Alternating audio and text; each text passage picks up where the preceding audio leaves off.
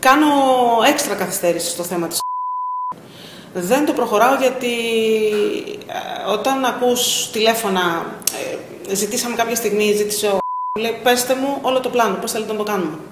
Εγώ εντάξει, πηγαίνω, ωραία, μαζί σας, αλλά πώς θα το κάνω. Θα πάρεις το πράγμα, το πιάτο που θα σου δώσουμε εμείς. Τα ναρκωτικά εννοείται, που θα σου δώσουμε εμείς. Θα πας να το τοποθετήσεις, δικό σου θέμα που, αρκεί να είναι κάτι που να μην γίνει υποψήφιο ότι το βάζει οποιοδήποτε, ότι υπήρχε δόλος, ότι δεν υπήρχε δόλος από τρίτο άτομο, ότι το βάλει η ίδια εκεί για να διακινηθούν. Μόλις τελειώσεις την τοποθέτηση, όλη η τοποθέτηση θα βιντεοσκοπηθεί από σένα, από ένα iPhone το οποίο μετά καίγεται, το πετάς. Είναι παρένθεση εδώ, για να μην ξεχαστούμε, προσφυλή συνήθεια του κυρίου είναι να αλλάζει iPhone κάθε 3 και λίγο. Θα σου δώσουμε τηλέφωνο να κάνεις τη βιντεοσκόπηση και τη φωτογράφηση της τοποθέτησης των ναρκωτικών. Δεν θα φύγεις, θα βγεις από τον χώρο που το τοποθετείς και θα κάθεσαι σε κοντινή απόσταση, δεν θα φύγεις από την περιοχή. Θα πάρεις ένα τηλέφωνο σε εμάς. Δεν ήθελε καμία σχέση με το τηλέφωνο αυτό, ήθελε να πάρουμε εμείς τον. Ο έπαιρνε κάποιον σύνδεσμό των μυστικών υπηρεσιών στα Σκόπια, γιατί είχε κάποιες δοσοληψίες εκεί, κάποια κολέγια από ό,τι μας έλεγε τουλάχιστον εμάς.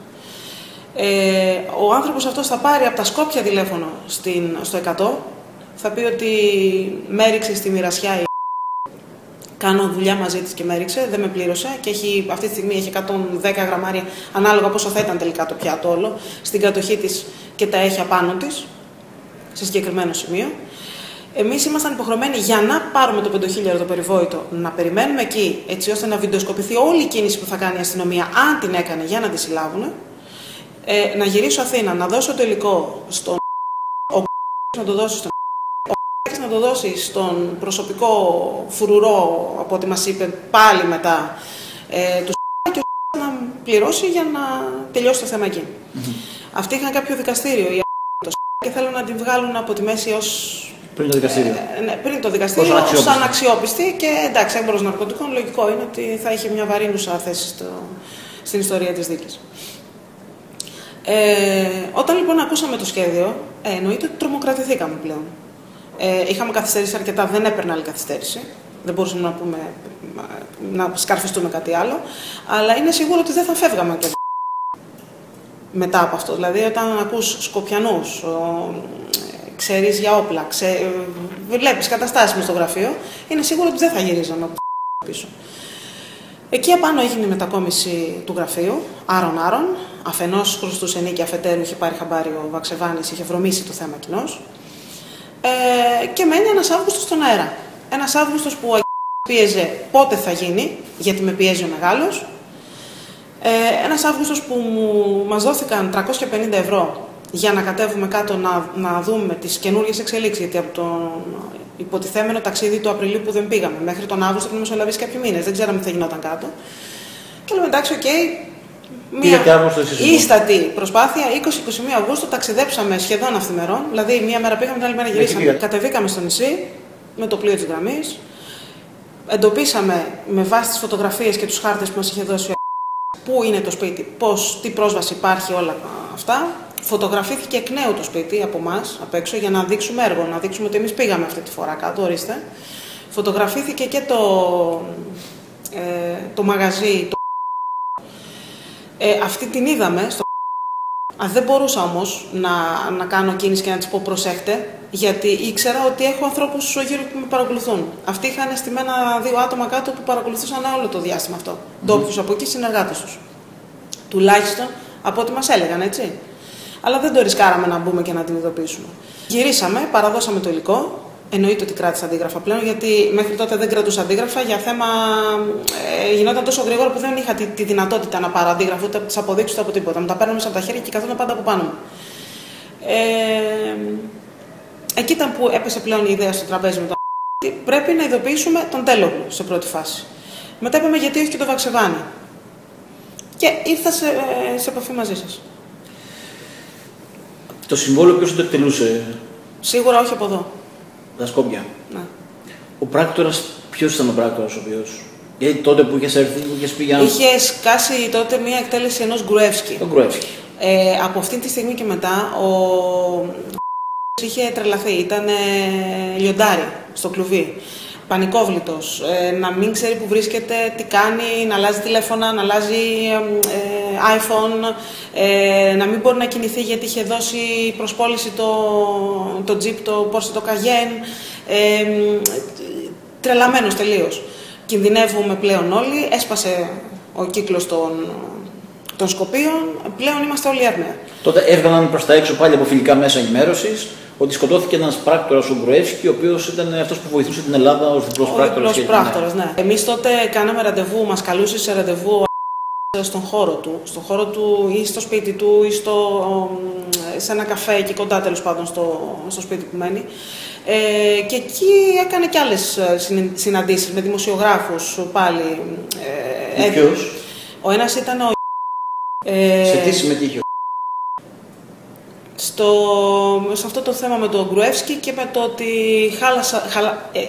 εσύ προσωπικά, για τον Νίκο, συγγνώμη, ο Λαμπρόπουλος και ένας ακόμα δεν θυμάμαι, Λαμπρόπουλος και εσύ, το πλήστο όμως, χαλάσατε την κάλυψη των μυστικών υπηρεσιών στην Ελλάδα και κατ' επέκταση και στο Σκόπια, Κόσοβο, όλη την ιστορία των Βαλκανίων. Είχα κάνει ένα δημοσίευμα που αποκάλυπτα ότι χρησιμοποιούσαν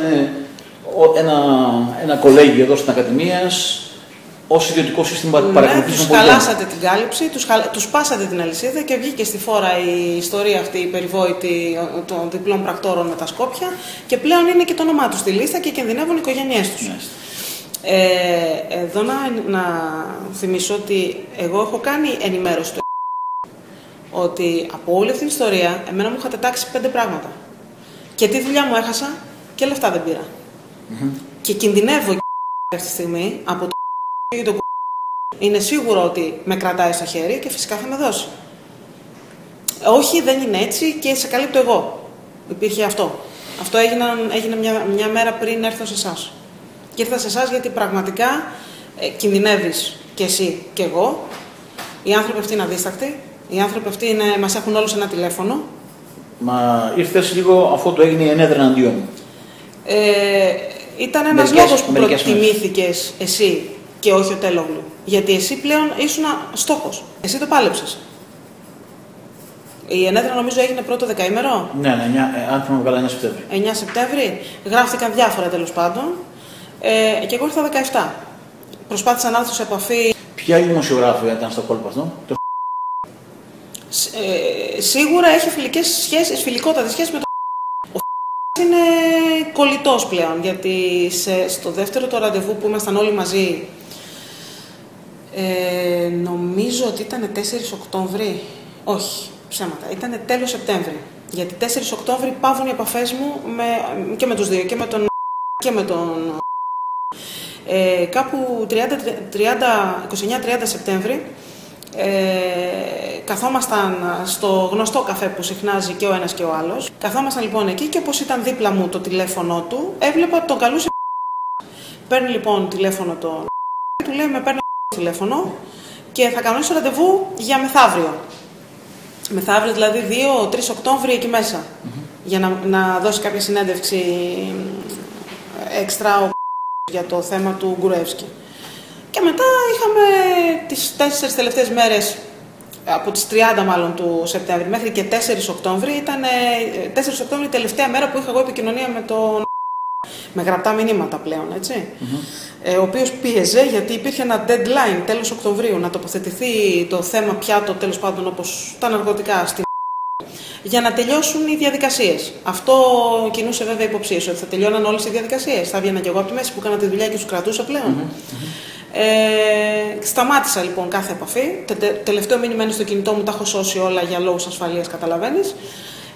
Που λέει ότι δεν μπορώ να κάνω κάτι, τέλος. Έχω και την απάντησή του, τα έχω φυλάξει όλα.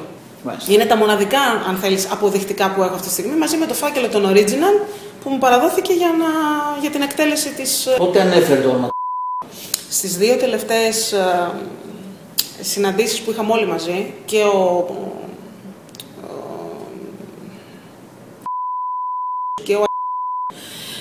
επεδίωξα εγώ να ακουστούν ονόματα.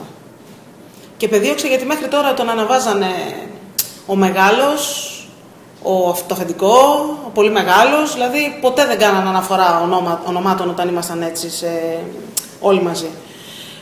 Τις 2 τελευταίες φορές όμως κάνανε. Ακούστηκαν ονόματα του. Ξέρω ότι είχαν φτιάξει ένα προγραμματάκι και προσπαθούσαν να το φέρουν και στη Ριζαρίο, απλά δεν τους έκατσε. Τι πρόγραμμα? Παρακολούθησης.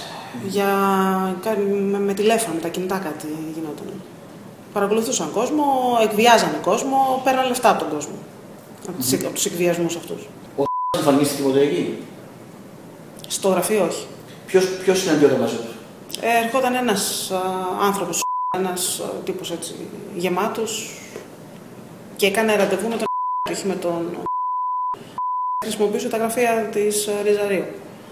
Της ασφάλειάς του. Ο άνθρωπος ασφάλειας. Αν είναι αυτός που ερχόταν, που είχε έρθει κανένα 2 φορές στο γραφείο, είναι έτσι κοινός ντουλάπα που λέμε, τετράγωνος, ευθυτενής, αρκετά κιλά, δεν τον λες αδύνατο. Κάνει 50, γύρω στα 50.